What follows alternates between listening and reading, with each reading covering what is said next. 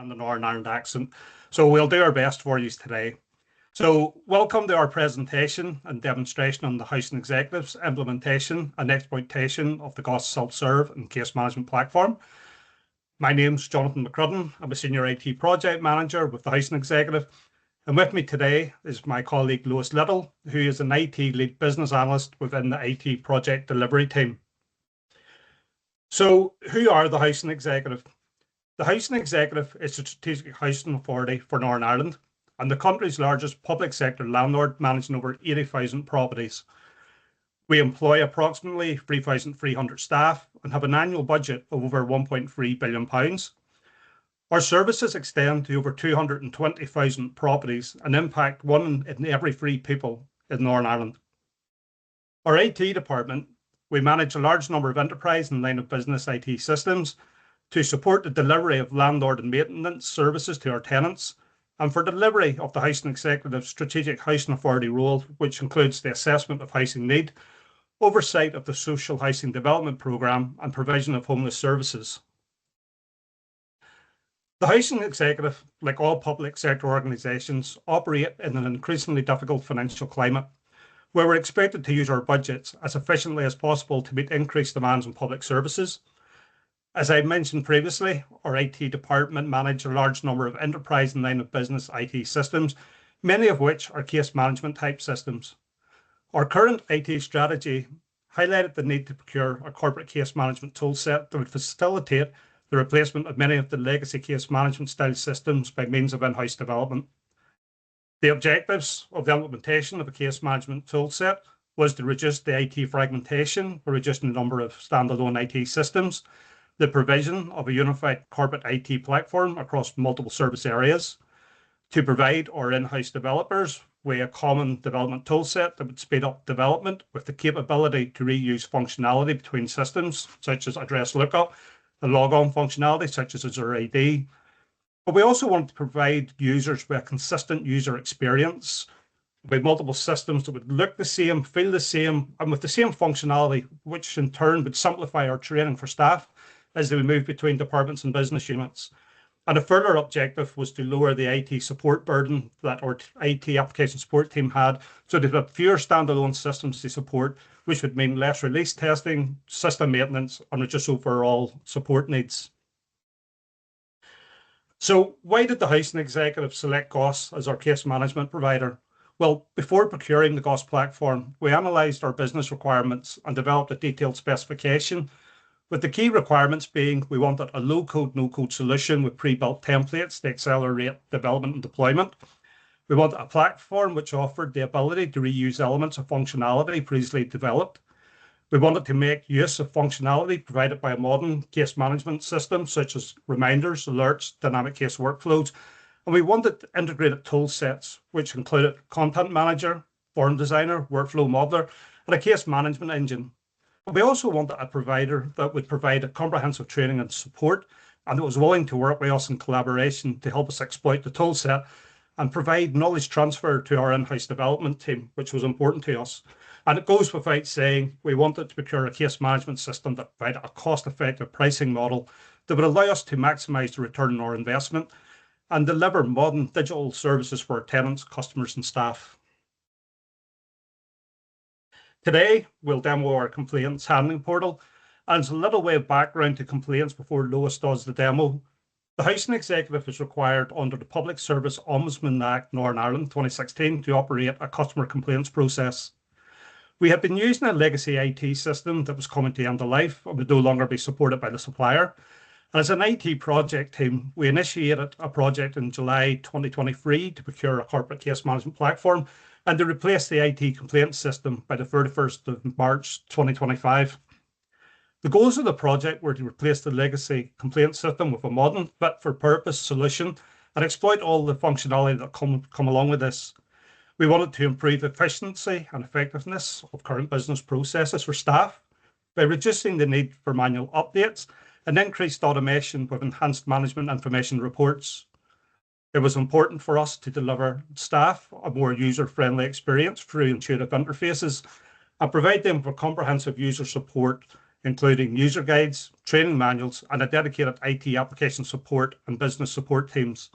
And one of the most important drivers for transformation was to enable the customer service improvement and to enable digital services for our customers.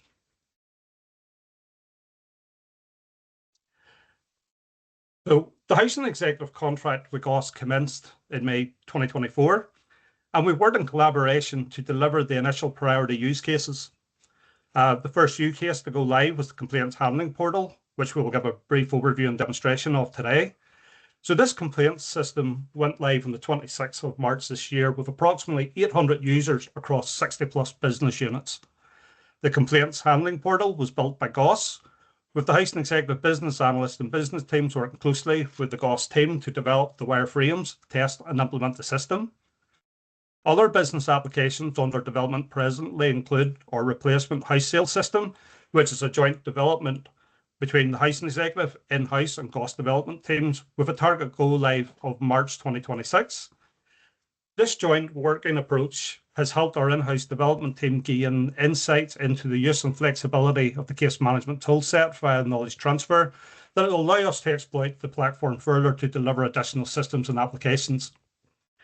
We also currently working with the GOSS team to deliver subject access request functionality that will allow customers to securely access and download documentation that they've requested under the Data Protection Act. This functionality will allow our data protection team to upload the relevant documentation to a secure site within the GOSS platform, after which the customer will receive two emails, one providing the link to the secure documents and the second with the password to access the documents. This functionality will increase the security of the transfer of sensitive documentation to customers, but will also increase the Housing Executive's efficiency by reducing staff workload, as we'll no longer have to print, photocopy, or email documents to a customer. And also, there's the cost saving of having to print and post hard copies of documents, which could total thousands of pages that may never be looked at by the customer. We see this functionality as having the possibility to be reused widely across multiple business units within the organization. Other functionality of the GOSS platform that we are currently exploiting include the ability to develop and deploy web forms. To date, we've made a number of web forms available to our customers. For example, reporting anti-social behaviour online, social enterprise engagement for community organisations wanting to supply services to the Housing Executive, the complaints case handling customer feedback forms, and also the ability for our housing applicants to review their housing application on a yearly basis, which previously they would have to return their renewal confirmation by post. Now, we're going to get to the interesting part of our presentation, and I will hand you over to Lois, who will give you an overview and demo of the Housing Executive's complaints system. Thanks, Jonathan. So I want to give you a bit of a background into our complaints process and what we were trying to achieve before I actually jump into the demo itself. So the Housing Executive are committed to providing an excellent service to all customers, and our customers' needs are at the centre of everything that we do. If something's gone wrong, we want to know about it, as we're committed to making improvements to our services where necessary, and we can do this from our customers' feedback and suggestions. Anyone can make a complaint about their experience with us, and if the person feels that they can't complain to us directly, someone can complain on their behalf. To us, a complaint is an expression of dissatisfaction or unhappiness that cannot be resolved at the initial point of service delivery about the standard of service provided by or on behalf of the Housing Executive, an action, delay, or lack of action, or a decision made by the Housing Executive that falls within the remit of a complaints policy. Our principles of a complaint are to start it off right, fix it early, focus on what matters, and be fair, honest, learn, and improve. There are two stages to our internal complaints process, first and final. We want to sort out problems quickly and locally where possible. If there is a problem, our local offices can be contacted and will review the issue and try to fix the problem straight away. If they're unable to, a formal complaint can be made at first stage. This complaint will then be investigated and a response issued by a local manager. Now, while we do try to sort out a complaint at first stage, sometimes this just isn't always possible. If the customer is not satisfied with the outcome of the first stage investigation, they may then ask for it to be investigated by a director. This is what is considered as the final stage of our process. We include details on how to do this within their initial response letter at first stage. A central complaints officer will then be responsible for leading a thorough and independent investigation of their complaint. You then have the Northern Ireland Public Services Ombudsman, where if we're unable to resolve the complaint, the customer may choose to ask the Ombudsman to investigate, and they will normally only deal with the complaint after it's gone through our complaints process. So, as Jonathan mentioned earlier, the Housing Executive initiated an IT project to replace the legacy IT system by the end of March this year. The goals of that project were to replace the legacy complaint system, improve efficiency and effectiveness of current business processes, and to enable customer service improvement and digital services for our customers. For this project, we decided to implement the service design approach, which is not just about how a product or service looks. At its simplest, design is a process to find and understand the needs of people and find creative ways to solve the problems to meet those needs. We held several workshops that provided an opportunity for both our IT project delivery team and customer excellence team, those are the central team that manage complaints, to delve into the process used for dealing with complaints. So during the workshops, we went through the complaints process step by step, where we created the user journey of a complaints officer, making sure to cover all the touch points at each stage. It was quite eye-opening for us just to see how many systems they had to use to get the job done. There was also time to discuss in more detail the emotions that the staff would feel, pain points that they had with certain aspects of the existing system, and ultimately opportunities for improvement. So here you can see several pain points with the legacy system that staff wanted to address with the new system. Some of these were limited reporting, manual processes, no reminders or alerts, and separate repositories for case processing and case documentation. We were then able to take those pain points from the staff and turn them into opportunities and in turn create a system that met their needs. Previously, you can see that only some of that functionality that they wanted was available on the legacy system, and even then it was quite limited, but now we can do all of these on the new platform. This journey map shows just how many steps are involved in the complaints process, and highlighted here are all of the touch points, or in other words, the systems that were being used to action each step. With the introduction of the new GOSS platform, we have been able to significantly reduce the number of systems and applications used, and in some cases, everything's actually done on GOSS. So just before I get into the demo itself, I wanted to give you an idea of the volume of cases that we deal with. So shown here are the official stats that we've reported on our website in relation to complaints. Last financial year, we dealt with just over 700, which gives you an idea of the volume of complaints we processed within a year. This number doesn't include the inquiries that were resolved, avoiding escalation to a complaint. Reported to date then, between April and June of this year, there have been 237. The current system, as of the beginning of this week, has over 1,100 cases on it. I do want to note that some of those cases included in that number are ones that were being finalised from the previous financial year that we keyed on when the system went live, as well as over 500 inquiries, which were the issues that were raised that did not escalate to a complaint. We're now able to raise all cases as an inquiry, with the main goal being to deal with an issue before it escalates to a complaint. In a lot of cases, we can deal with these business as usual and close the inquiry. However, if that's not the case, the status of the complaint on the system will be changed to first stage opened. Because we're now using GOSS, we have oversight of our inquiries and can see just how many issues we managed to solve business as usual. And finally, in terms of the volume of users, our legacy system maybe had around 2 users per team, resulting in less than 100 people using the system. With the implementation of the GOSS platform, we now have over 800 system users. It's fair to say that with using GOSS and all relevant teams now using the one platform, it's giving a clearer view of complaints organisation-wide, all managed in one place. So I'm going to jump in and give you a demo then of the current system that we have. So this is our complaints handling portal. I am using the test site at the minute as I don't want to mess with any of the live data, but everything's the same here as it is on live.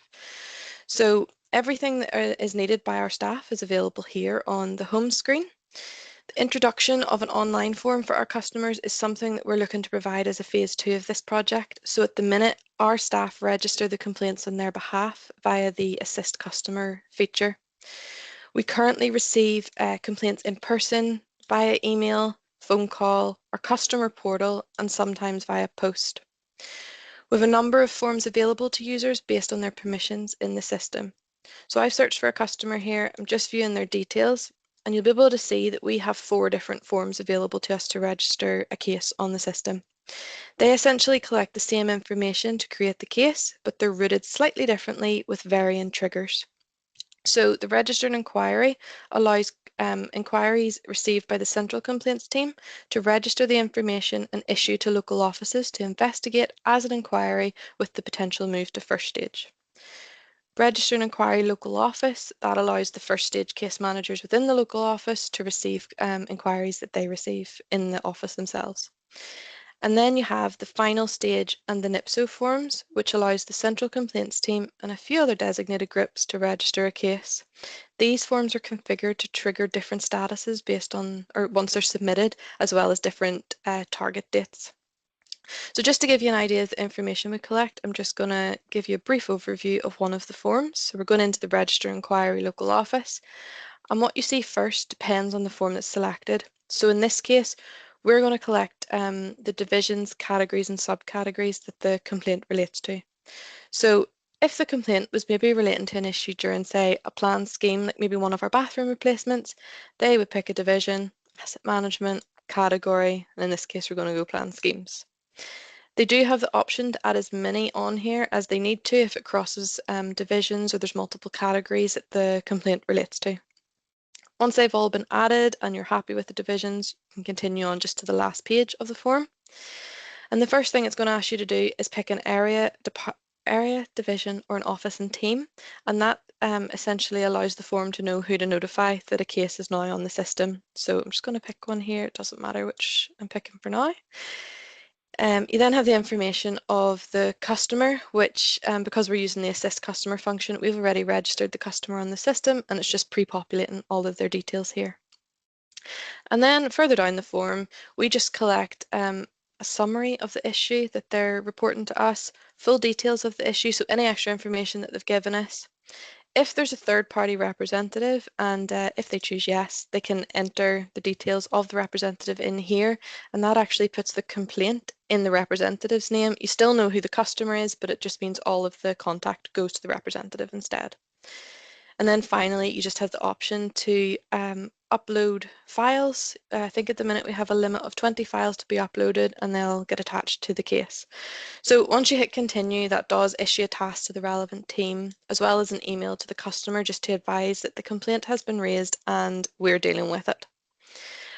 So I'm just going to give you a brief overview of one of our cases. So just open one up here. And you'll see that we have all the standard tabs that come with the case management, but it holds all information that's relevant to us. So our case details tab allows us to keep track of the status and completion target dates through the life of the case. We've configured triggers as well that can update the completion target based on the status of the case, and also a change in status can trigger movement of where a case actually appears. So for example, if we close a case, it can remove it from appearing in my tasks, but it can be accessible in tiles that we've created should we ever need to reopen it. For example, if we have a first stage complaint that we close, we don't actually want to close the case off and never be able to access it again. We might need to reopen that as a final stage. We've also customized our case subtype section, and that just allows us to select if a complaint is sensitive or not. So if sensitive is selected, it's then removed from the general search cases section and is only searchable by designated users. We accommodated this by having 2 search cases articles, one that includes sensitive subtypes as a filter and one that does not, and then assigning permissions accordingly. Our tasks tab here is where the majority of the work takes place on our cases, and we have over 70 tasks across first, final and NIPSO stages, although they are locked down to the relevant stages. So essentially, if you're dealing with the first stage complaint, the final stage tasks don't appear until you've completed what we refer to as the collect information task called open a final stage, and then all of the next set of tasks will appear. Those tasks include investigations, approvals, issuing of responses, record keeping, and then we have a few custom built tasks in there. And then just finally, the main mention within the case would be a section that we got added called case notes that appears at the top of the additional tab. And this is just an extra place for us to go in and actually record notes outside of the case history for ease of viewing. So if there's something important relating to the customer that needs to be recorded, you can clearly see it here. So we actually wanted to show you one of our custom tasks that was built to accommodate our approval needs for a response that would be issued to the customer. So this actually allows for a feedback loop prior to receiving an approval. So if I just add a new task here, it just allows for, if maybe the approver's not happy with that initial response, they can come back to the case manager and say, actually, I need you to make these changes, and the case manager has to make the changes, and then that loop continues where the manager can review it again, approve it, give more feedback, and it was just something that was really beneficial for us in the complaints team. So I'm just going to select a group of approvers or an individual approver. It's really at the discretion of the case manager. In this instance, I'm just going to choose myself so that I can actually show you what it looks like on the other side. This doesn't ever happen on the live system. Hit continue here. It's just sort of the standard investigate task, assign investigate task that comes with the platform. However, the back and forth is what was customized. So it'll populate the task summary and details with what we have entered, but we can change that as we need to. With the option to share attachments across to the manager, and we can choose some or all, include the contact information, and include view case details. Continue on. We also have the option to add in the due date so that an SLA gets attached and they have a target to meet. I'm just going to leave it as no target time for now. And once that's issued out, the manager receives an email to advise that they have a new response to approve, and that also gives them a link that will bring them directly to their task list. So once this loads, it should be in my task list, and we'll put on my approver hat for a second. So you'll see here at the top of my assigned tasks, I have an approve/feedback task, and that's also giving me a bit more info, like the customer's name and just a high-level summary of what the issue is. So when I go into the task itself via the approver feedback button here, I get the standard overview of the case here in the summary. I get some of the task history, any attachments that have been shared with me. I can choose to send a file back, but what we also got added was a grayed out field that shows the summary of the complaint as well. So throughout that back and forth, you're never going to lose sight of what the original complaint was and what it is you're actually dealing with. Down here then is where we have the option to either approve it or we can provide feedback, which then keeps that task open until the approver is actually happy that their feedback has been actioned. So for the sake of this, just going to show you when I click feedback, I, as the approver, can give some feedback back to that case manager. So give them some feedback there, going to submit that, and that in turn is going to issue an email back to the case manager and advise that they have feedback now that they need to review against an approval. So if I navigate back to my tasks again, you'll see there's a different version of the task now. It's still got approve/feedback, still telling you who the customer is, and still telling you a high-level overview of the complaint. But now the responsibility of the case manager is to respond to that feedback. So if I go into here, you'll see it's the same layout as what was there previously, but we now have an extra grayed out field, and this is going to contain the most recent feedback. That's just in the instance if maybe there's a load of back and forth, you can see what the last thing was that was asked of you, and that'll be regardless of whether it's going to the case manager or the approver. The approver will see the case manager comments, case manager will see the approver comments. So I, as the case manager, can say, yeah, you know what, I take your feedback on board, I've done what you've asked, here you go. That then is where that loop starts. So that's going to send the same version of a task that I showed you previously back to the approver. They get to review it again. They can approve it, or if they're still not happy, they can throw some feedback in there. And it's just that opportunity there that you're not just approving something until you're absolutely happy with it. So essentially it's just a rinse and repeat. I'm hoping you get the idea of how that one works. And we have actually been able to reuse this task, but reversed, to allow the case manager to request information from a team, review their response, and then accept the information, or actually go back asking for more. So we have been able to reuse that config. And then finally from me, I just thought I would show you how we manage the vast number of cases within the 60+ different areas across Northern Ireland. So we have a tile created on the system for all of management to see. It's within this complaints tile here, and it's called Manage Tasks.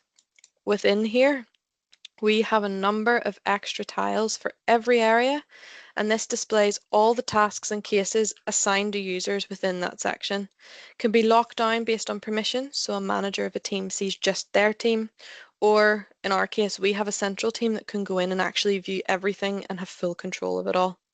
So if I go into one here, we'll go into Ardson North Down, you'll see that there are a number of cases and tasks. Staff can go in, they can view them, they can reassign them when necessary, and it just helps manage the workload as well as like maybe there's staff absences and you need to reassign the case. You just want to ensure nothing gets missed. And then, as I mentioned earlier, when we update the status of a case, usually to closed, we have some triggers that can remove it from the staff's task list and to a tile, essentially, where it can be reopened if required. So that's this case manager's tile here. And you'll see that the different statuses of complaints have a tile to themselves. Staff find this quite useful. They can go in and manage cases at different stages, particularly when you have the first stage case managers who are dealing with some inquiries and dealing with some first stage complaints. It sort of breaks them up instead of all of their tasks being in that one place, although they do have the option to view all of their tasks in the one place if they want. So that's all I have to show you on the system. I'm going to hand over to Jonathan just to briefly chat about the reporting side of things from us. So over to you, Jonathan. Yeah, okay. Thanks, Lois. So Lois has briefly provided a brief overview of the complaint system. And from an organizational point of view, another key benefit of implementing the new complaint system is the enhanced reporting capability that we have now provided to the organization. On a nightly basis, we import the complaints data from the GOSS platform into the Housing Executive's data warehouse using an SFTP connection, after which our in-house data analytics team work their magic and have produced a number of Power BI dashboards and reports. The dashboards have been designed to match the complaints system color scheme and can be accessed via a URL link embedded within a system tile, giving the user a seamless experience to the point they don't realize that they've left the complaint system and have been directed to our in-house data analytics environment. So by understanding the organization's reporting requirements, we were able to design the required data fields into the new complaint system and produce on-demand reports and dashboards at both operational and management levels of detail. Senior managers and business owners can now make informed decisions. Accurate data has enabled managers to make decisions based on facts rather than assumptions. The new reporting has allowed quick responses to emerging issues, but in addition, the new complaint system has allowed for improved performance measurement. As an organization, we can better track KPIs across departments and teams. The reports have helped identify areas of underperformance and also successes in managing customer complaints in terms of response times and reduction in the number of complaints progressing to further stages of the complaints process. And it also, most importantly, enables us to better benchmark our service delivery standards against targets set by the Northern Ireland Public Services Ombudsman. So while getting used to the GOSS platform and then implementing the complaints handling portal, we've gathered some feedback for users just to share. Feedback's mostly positive, stating that the system is a massive improvement on what they previously had, and the case information and attachments all being stored in the same place is amazing. The feedback we received from a senior business user stated that it's giving us a clearer view of complaint cases organisation-wide, all managed in one place. Our internal development team added that the platform is well suited for e-forms and the documentation site is very good with updates provided quickly. So what next for the Housing Executive? Having successfully delivered the complaint system, we're looking to unlock the potential of the GOSS self-serve platform and potentially upgrading to the full digital platform to deliver a number of additional use cases, such as a system to manage our responses to ministerial questions raised by the Northern Ireland Assembly, a new legal case management system, a system to replace our current legacy community grant system, and the possible use of the GOSS digital platform to replace the existing Housing Executive website and extranets.